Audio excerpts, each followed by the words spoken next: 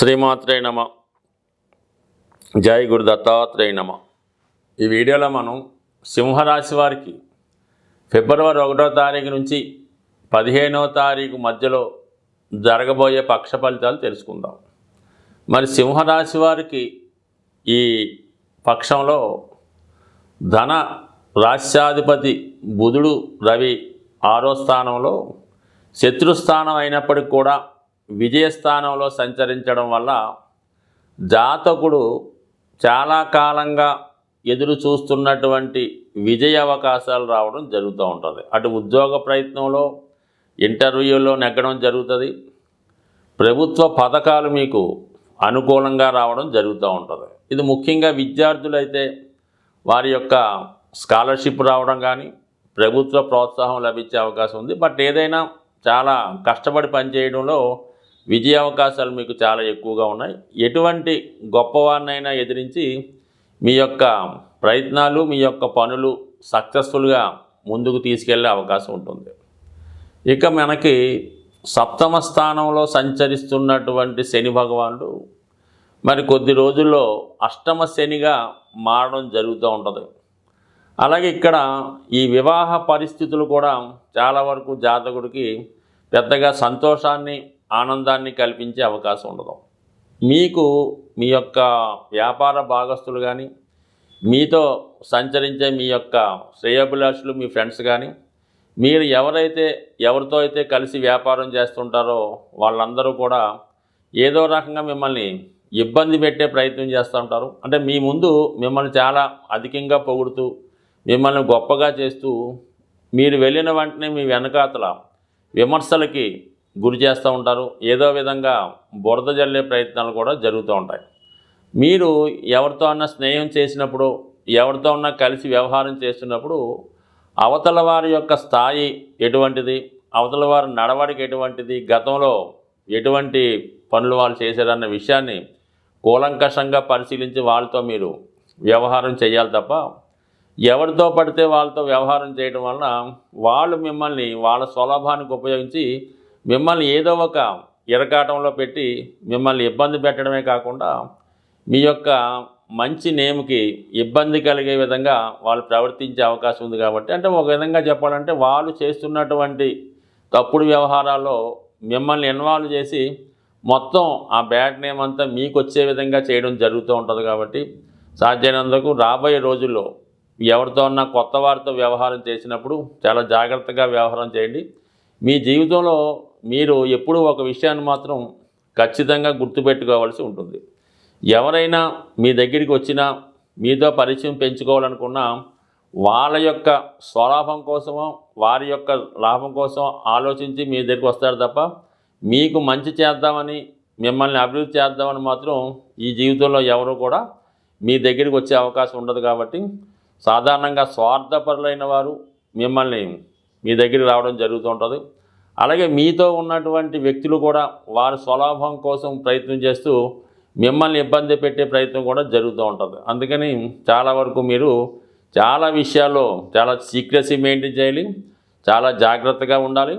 ఎటువంటి బలహీనతలు ఉన్నా, ఎటువంటి మైనస్లు ఉన్నా అవి మీ యొక్క చుట్టూ ఉన్న వారికి తెలియకుండా దాన్ని జాగ్రత్తగా మేనేజ్ చేసుకోవాల్సి ఉంటుంది. అటు కుటుంబ విషయాలు కానీ, బయట విషయాలు కానీ, వ్యక్తిగత విషయాలు కానీ అవి మీలో ఉన్నట్టుగానే ఉండాలి తప్ప ఏమాత్రం మీ యొక్క సర్కిల్లో తెలిసినా దాన్ని ఉపయోగించుకొని మిమ్మల్ని వారు ఇబ్బంది పెట్టే సూచనలు కూడా చాలా బలంగా ఉంటాయి. ఎందుకంటే అతి త్వరలో రాబోతున్నటువంటి 8వ శని మిమ్మల్ని మీరు ఎంత రహస్యంగా ఉంచాలనుకున్నా అది ఖచ్చితంగా బయటపడే అవకాశం ఉంటుంది.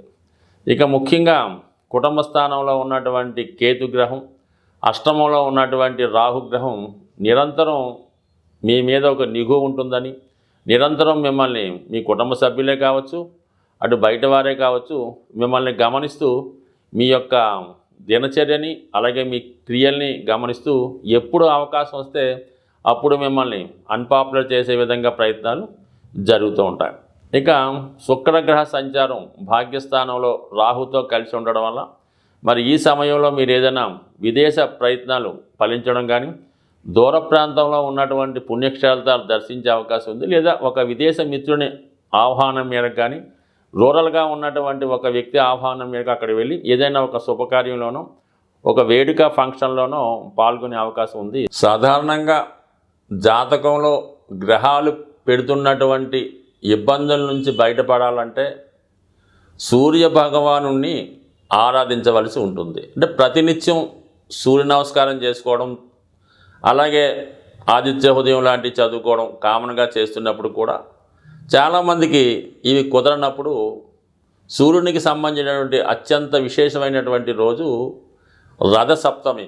అంటే సూర్యుడు తన యొక్క రథాల వేగాన్ని పెంచుతూ అక్కడి నుంచి ఎండల యొక్క తీవ్రత పెరగడం జరుగుతూ ఉంటుంది. అంటే ఫిబ్రవరి 4వ తారీఖున వస్తున్నటువంటి రథసప్తమి రోజు విధి విధానంగా వారి యొక్క ప్రాంతీయ ఆచారాలను బట్టి సూర్య భగవానుడికి పూజ చేసుకోవడం జరుగుతూ ఉంటుంది. అంటే సూర్య భగవానుడికి ఏంటంటే పాయసం నైవేద్యంగా పెట్టడం జరుగుతూ ఉంటుంది. అంటే పురాణాలు చెప్పిన ప్రకారం సూర్య భగవానుడికి దంతాలు పళ్ళు సరిగ్గా ఉండవు కాబట్టి మెత్తని పదార్థాలు నైవేద్యంగా పెట్టవలసి ఉంటుంది. మరి ఆ రోజు సూర్యుని దిక్కు అంటే సూర్యుడు ఉదయించే దిక్కులో ఈ ఆవు పేడతో చేసినటువంటి పిడకలు సేకరించి దాంట్లో రాజేసి దానిపైన ఒక రాగి పాత్రలో కానీ స్టీల్ పాత్ర కాకుండా వేరే పాత్రలో కొత్త దాంట్లో వీలైతే మరి ఆవు పాలలో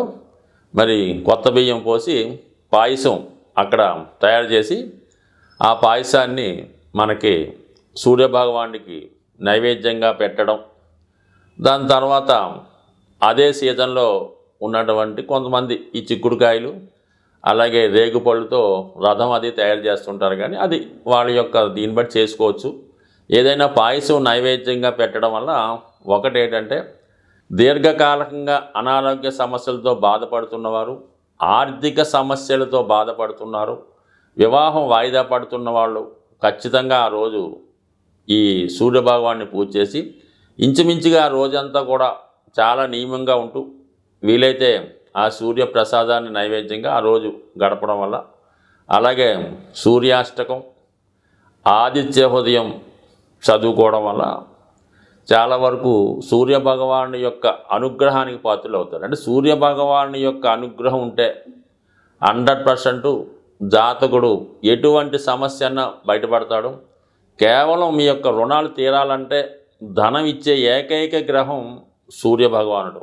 ఆ సూర్యభగవాన్ని మీరు ప్రసన్నం చేసుకోండి. ఎందుకంటే మరి సూర్యుడు తన యొక్క ఈ మకర రాశి నుంచి స్టార్ట్ అయిన ఈ ప్రయాణం మేషరాశిలో ఉచ్చస్థితి, అక్కడి నుంచి ఈ కత్తుళ్ళు ఇవన్నీ ఎండలు పెరగడం ఇవన్నీ ఉన్నాయి. కాబట్టి ఏదైనా జీవితాన్ని అభివృద్ధి పరుచుకొని మంచి మార్గంలో వెళదాం అనుకున్న వాళ్ళకి, అటు ఐశ్వర్యం ఆరోగ్యం పొందాం అనుకున్న వారికి ఈ యొక్క రథసప్తమి విశేషమైనటువంటి పుణ్యదినంగా మరి అందరూ కూడా చేసుకోవడం వల్ల ఖచ్చితంగా మీకు సూర్యభగవాని అనుగ్రహంతో అష్టైశ్వర్యాలు ఆరోగ్యం కలగాలని కోరుతూ, చాలా వరకు మనకి గ్రహస్థితి బాగుంది, అన్ని సౌకర్యాలు ఉన్నాయి, అయినా దీర్ఘకాలంగా సమస్యలు ఎదురవుతూ ఉంటాయి. ముఖ్యంగా ఏంటంటే ఆ కుటుంబంలో ఉన్నటువంటి పిల్లలు వివాహాలు వాయిదా పడడం, ముఖ్యంగా భార్యాభర్తల్లో భార్యకి హెల్త్ ప్రాబ్లమ్సు, భర్తకి యజమానికి ఏదైనా బలహీనతలు అంటే ఏదైనా పేకాట తాగుడు వ్యసనం జోదం లాంటివి ఉండడం జరుగుతూ ఉంటాయి. ఇవి సాధారణంగా ఈ గృహాలు సరిగ్గా వాస్తు లేకపోవడం వల్ల ఇటువంటి సమస్యలు ఎదురవడం జరుగుతూ ఉంటుంది. అంటే ఒక కుటుంబంలో భార్యాభర్తల మధ్య, తండ్రికి కొడుకులకి మధ్య విభేదాలకి వాస్తు కారణం అవుతూ ఉంటుంది. ఇది ఇల్లు మనం కట్టుకున్న తర్వాత 7 సంవత్సరాల తర్వాత దీని ప్రభావం చాలా వరకు ఎక్కువగా ఉంటుంది. ఈ వాయువ్య దోషం ఉండి ఎక్కువగా ఆర్థిక పరంగా ఎంత ధనం ఉన్నా కూడా అప్పులు తీర్చలేకపోతూ ఉంటారు. వాయువు దోషం ఉన్నప్పుడు ఏమవుతుందంటే ప్రేమ వివాహాలు పెళ్ళిళ్ళు వాయిదా పడడం జరుగుతూ ఉంటుంది. దానికి నైరుతి కూడా వాస్తు దోషం ఉన్నప్పుడు ప్రభుత్వ అధికారుల నుంచి income tax rights, ED rights జరుగుతూ ఉంటాయన్నమాట. అలాగే సడన్గా ప్రమాదాలు, వాహన ప్రమాదాలు కూడా జరుగుతూ ఉంటాయి. సో అందువలన ఏంటంటే చాలా కాలంగా దీర్ఘకాలికంగా సమస్యలతో ఇబ్బంది పడుతున్నవారు, మరి గోచారంతో పాటు మీరు గృహ వాస్తును కూడా సరి చేసుకోవడం వల్ల ఏమవుతుందంటే చాలా వరకు చిన్న చిన్న సరిదిద్దులు కూడా ఉంటాయి. అవి సరి చేసుకోవడం వల్ల చాలా వరకు సమస్యలు సాల్వ్ అయ్యే అవకాశం ఉంటుంది. కాబట్టి జీవితంలో ఎవరైతే బాగుపడాలి, మనం స్థిరపడాలి, కుటుంబం అంతా బాగుండాలనుకున్న వాళ్ళు ఒక్కసారి మీ యొక్క వాస్తును కూడా మీరు గమనించి, ఎందుకంటే ప్రతి ఒక్కరికి కూడా కొంత నాలెడ్జ్ ఉంటుంది కాబట్టి దాన్ని గమనించి మరి అనుభవజ్ఞమైనటువంటి వాస్తు సిద్ధాంతుల్ని సంప్రదిస్తే కంపల్సరిగా మీ యొక్క దీర్ఘకాలిక సమస్యలు పరిష్కారం అయ్యే అవకాశం ఉంది. స్వస్తి.